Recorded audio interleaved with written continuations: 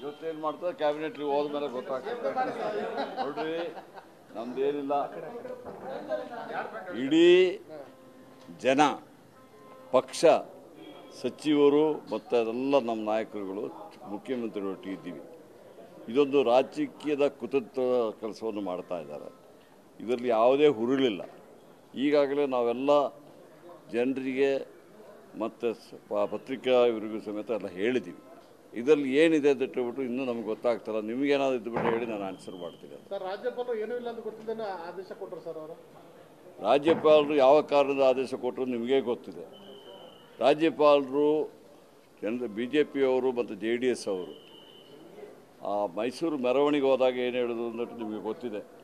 ಮೆರವಣಿಗೆ ಹೋಗಿ ತಲುಪುವುದರಷ್ಟರಲ್ಲಿ ಸರ್ಕಾರ, ಮುಖ್ಯಮಂತ್ರಿ ರಾಜೀನಾಮೆ ಕೊಡ್ತಾರೆ ಅಂತ ಹೇಳಿದರು. ಬಹುಶಃ ಸ್ವಲ್ಪ ತಡ ಆಗಿದೆ, ಬಟ್ ಅವ್ರದ್ದೆಲ್ಲ ಇದು ಹಗಲು ಕಾಣಿಸ್ತಿದೆ. ನಮ್ಮ ಸರ್ಕಾರವಾಗಲಿ ಮುಖ್ಯಮಂತ್ರಿ ರಾಜೀನಾಮೆ ಕೊಡೋ ಪ್ರಶ್ನೆನೇ ಬರೋದಿಲ್ಲ. ಕಾನೂನು ಪರವಾಗಿ ನಾವು ಹೋರಾಟ ಮಾಡ್ತೀವಿ. ನಮ್ಮ ಕಾನೂನಲ್ಲಿ ನಮಗೆ ನಂಬಿಕೆ ಇದೆ. ಮುಖ್ಯಮಂತ್ರಿಗಳ ಪ್ರಕರಣದಲ್ಲಿ ತಪ್ಪೇ ಮಾಡಿಲ್ಲ ಸರ್, ಏನೇನು ಮಾಡಲಿಲ್ಲ ಅಂದ್ಬಿಟ್ಟು ನಾನು 3-4 ಸತಿ ಹೇಳಿದ್ದೀನಿ, ಭಾಷಣದಲ್ಲಿ ಹೇಳಿದ್ದೀನಿ, ಪ್ರತಿಯೊಂದು ಜಾಗದಲ್ಲಿ ಹೇಳ್ತಾ ಇದ್ದೀನಿ. ಇದೇನು ಅಂದ್ಬಿಟ್ಟು ಹೋಗ್ಬಿಟ್ರೆ ಈಗ ಇದೊಂಥರ ಮೀಡಿಯಾ ಟ್ರಯಲ್ ಮಾಡ್ದಂಗೆ ಆಯಿತು. BJP ಅವರು JDS ಅವರು ಮೀಡಿಯಾ ಮುಂದುಗಡೆ ಬಂದ್ಬಿಟ್ಟು ಹೇಳ್ತಾರೆ ಹೊರತು ಅವ್ರು ಇಲ್ಲಿ ತನಕ ನಿಮಗೆ ಯಾವ ದಾಖಲೆ ಕೊಟ್ಟಿದ್ದಾರೆ ನೀವು ಹೇಳೋದಿಲ್ಲಲ್ಲ. ಓಕೆ, ಇದೇನು ನೀವು ಒಬ್ಬರೇನ ಕೇಳೋದು? ಇರೋರು ಒಬ್ಬರು ಬರ್ತಾರೆ.